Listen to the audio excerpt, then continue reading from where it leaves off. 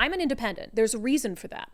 I don't like the two parties. And you might say, well, Brandi, you endorse Republican candidates. You have this year donated to support Republican candidates. You go to Republican events. You speak to Republican events. That's because I see the exact same thing that RFK Jr. saw and is now warning Americans about. I see how dangerous the consolidation of Democratic Party control is. I see the Democratic Party saying one thing and doing another thing. I see them saying over and over and over, trying to drill it into the minds of Washingtonians that Republicans are a threat to our democracy. Well, they do things almost on a weekly basis that are a threat to our democracy, like suing to keep Donald Trump and RFK Jr. off the ballot in Washington state, like encouraging the harassment of lawful signature gatherers in Washington state, like Bob Ferguson asking the Secretary of State to break election law on his behalf. So I might not agree with Republicans on everything, but I have sided with them in 2024 because Democrats are that dangerous. The consolidation of Democratic Party control in our state is that dangerous and detrimental to our democracy. And if we don't stand in the way of it now, if we don't stand up to them now, then I don't know what the next 10 years are going to look like. And that is similar to what RFK Jr. is doing in siding with Trump to try to avoid a Kamala Harris presidency. What's happening, for instance, in our gubernatorial race is almost exactly what's happening at the national level with the Democratic Party. They have their national strategy, the way they handle campaigns, the way they suppress any opposition or dissent, the way they expect and that the media falls in line and does, as RFK Jr. said, acts as their foot soldiers. Now, think about all that RFK Jr. said, Marianne Williamson said about what's happening with the Democratic Party nationally. Now apply that to Washington state and think about it here.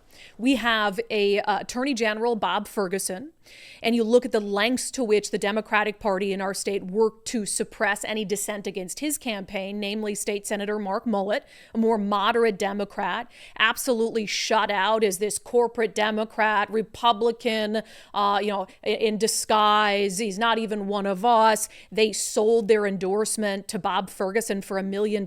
They made the cost of it $1 million because they knew that State Senator Mark Mullet didn't have $1 million to give them, even if he wanted to buy the party's endorsement. So you see all of that. And then you see the media ecosystem and what's happening right now in our state with Bob Ferguson versus Dave Reichert. The media are acting as the foot soldiers for Bob Ferguson. They play into his campaign strategy every single day. Almost every interview Dave Reichert has done, in-depth interview on the campaign, they bring up Donald Trump. Why won't you tell us if you're going to vote for Donald Trump? They talk about abortion, even though he's been asked and answered on abortion 1 million times.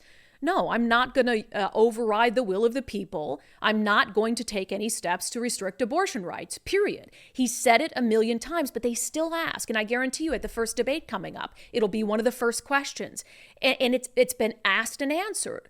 But they are working as foot soldiers for Bob Ferguson. And it should be the opposite. Bob Ferguson is one of the most powerful politicians in the state. There are endless things in his track record that the media should be pressing him on, but he's not. And as proof of that, and we're going to talk about this in depth on the show tomorrow, Bob Ferguson just dropped out of an October debate that was going to be held by the Washington State Debate Coalition. That's the coalition that has always done the more official debates, the formal debates, the debates that you have a wide representation of media outlets there that are the most widely broadcast.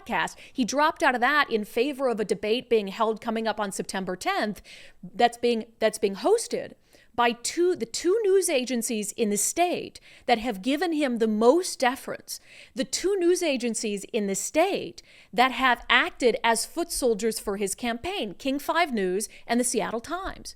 Every time Bob Ferguson wants to get some little piece of audio that one of his trackers collected of Dave Reichert saying something outrageous on the campaign trail, who does he send it to? The Seattle Times and reporter Jim Brunner. Well, who is going to be the moderator representing the Seattle Times at the September 10th debate?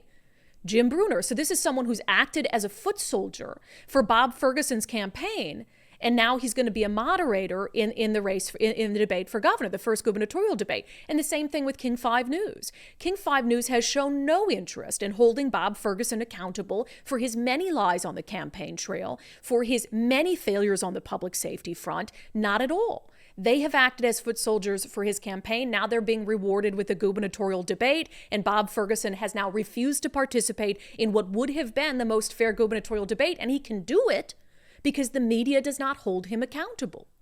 So it's a perfect illustration what's happening nationally versus what's happening in Washington state.